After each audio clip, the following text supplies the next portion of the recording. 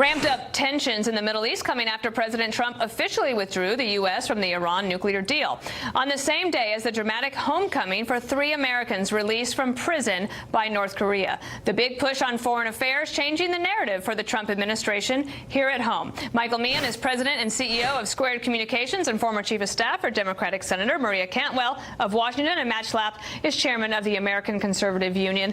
Michael, let me go to you first, because foreign policy can have a way of just popping up on you. It gets a lot of attention. Everybody's paying attention. The president certainly overseeing a very good economy, and the Democrats losing in the congressional ballots ground, now just leading by 3 points. Is there something afoot here that could change the conventional wisdom that Democrats could win the House back in November? Well, when you look at the midterm elections, clearly the national atmospherics matter. So the success that he had in bringing these prisoners back, I congratulate him and his team for doing that. This is what presidents should do. We got people that are in these kind of crazy places that they are. That's a great thing. The politics back at home, I think that he's had a few good couple of weeks. So clearly that's been reflected in the generic polls. But in the end, though, you know, this week's election, there were some good nominees that we put up that were more moderate in places that Trump carried in the elections for the Senate and the congressional races. So I feel pretty good about sort of the ground game of where we're at in early May. I was just mentioning on the show, I talked about Sheldon Adelson pledging, or actually not just pledging, he's giving $30 million more to the House Republicans.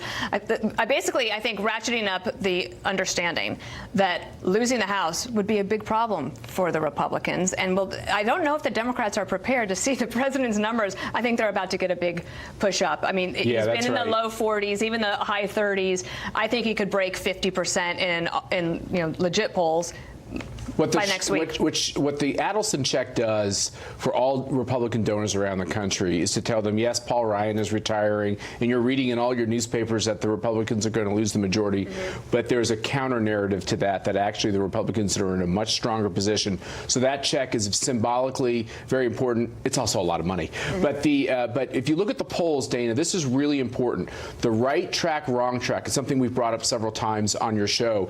You know, if it gets above 40, and there's a poll that even shows it breaking 50.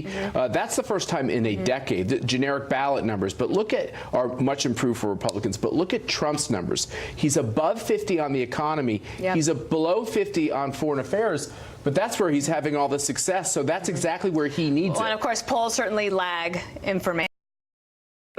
Michael, I was just curious about this. I've been dying about this question about California and this jungle primary and the possibility that Democrats could actually get locked out of a couple of key races. And with the numbers in the House being so tight, is that a concern that you have? I mean, Representative Lujan talked about it. He said they're concerned enough that they're talking to outside groups saying we've got to get our act together, or we might not even have a candidate in these races. Right. No, and that's clearly the case, because you can win if the 8 people are running in California, Washington State as another place.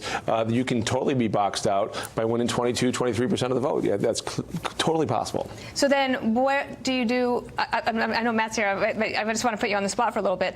If Nancy Pelosi is out there saying that she would roll back the Trump tax cuts, the president's getting good marks on the economy, the foreign policy stuff is going well, midterm elections, you don't have that high a turnout. What could change the dynamic for Democrats going into November? I want to hear this. I figured you did. So 1 in 3 Americans will vote in the midterm elections, which is much lower than who voted in 2016. So that's the base and the base. And so the question is, who's going to get their base out? And clearly the Republicans had an advantage thanks to their victories in 2010 when they won many state houses and legislatures drew much more favorable maps. There is a path. I mean, it is not as, I think it's a 50-50 chance. I'm not in the camp that this is done because of the structure of the House races. On the Senate side, we've got 26 Democratic Senate seats up for play, of which 10 of them Trump carried. These are hard places to win. Joe Manchin won his primary last night, and he did not catch a break by getting Blankenship as his candidate. So it's going to be a really hard race for him to win. Look, Republican presidents especially do poorly in their first midterm when they screw up on the #1 thing voters put Republicans in for, which is get the economy moving. People feel good about the economy. It doesn't make logical sense that the voters across this country, certainly the voters in the middle, are going to say, oh, we need to get Nancy Pelosi in here to raise taxes and screw up the economy again. All right. It's good to see you in person. Good.